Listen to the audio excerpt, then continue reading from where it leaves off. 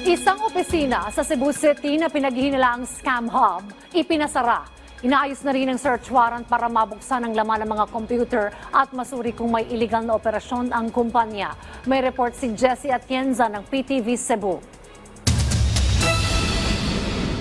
The floor manager kept calling the boss and taking screenshots of the pictures we send. Viral sa social media ang in-upload na video ng isang content creator na nagpakilalang isang hacker kung saan napasok niya ang CCTV ng isang call center company na ani ay sangkot sa investment scam sa Cebu City. Same location, no? Agad nakarating sa Cebu City Police Office ang kumakalat na video, kaya't isang ocular inspection ang ikinasa. Natunto ng mga otoridad ang opisinang nakikita sa video sa social media, pero tanging mga computer at laptop units na lang ang kanilang inabutan. May mga personal din na mga gamit na naiwan sa mga mesa. Dito sa issue ito, ma'am, so we will invite you, ma'am, kung pwede, ma'am, maimbitahan kayo dito sa Cebu City Police Office, ma'am, to shed light dito sa ating kinaka-operation. In regards to that po, sir, I prefer po I'll talk with my lawyer. Nakausap pa ng city director sa cellphone ang nagpaupa ng kumpanya na nangungupahan rin sa gusali. According to our city legal officer, they will issue show cause order dito sa ating may-ari or lessee ng ating. Okay lang po ito. Okay lang regular ocular inspection. Parts and investigation. Wala po tayong ginalaw na kagamitan dito o binuksan ng mga aparato.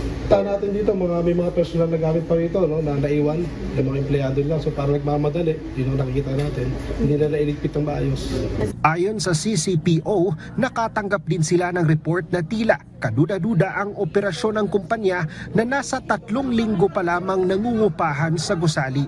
Yung lab scam na ina-allege nga dito na yun ang kanilang activity, but on our investigation, sabi nga ng mga kapitbahay nila, ito daw medyo nagdududa sila noong umpisa pa lang dahil hindi nga siya normal dahil maingay daw dito sa loob, maraming naghihiyawan, maraming tugtugan, so parang hindi siya talagang legit na office.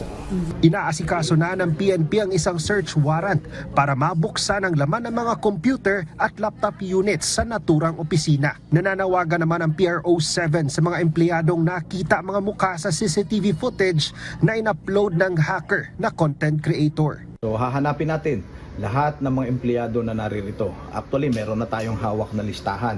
Nakuha na natin yung listahan ng lahat ng mga empleyadong nagtatrabaho dito. Kaya sila ay binibigyan namin ng pagkakataon na linisin ang kanilang pangalan. Kung sila ay walang kinalaman, magtungo sila sa tanggapan ng Cebu City Police Office at doon ay paliwanag nila yung kanilang side. Ngayon, kung sila ay patuloy na magtatago at hindi makikipag-cooperate sa law enforcement agency, sa Philippine National Police, ay kilala naman namin sila kasi may mga profile yung mga empleyado. Ipinasara na ng mga otoridad ang opisina habang inaasikaso ang search warrant.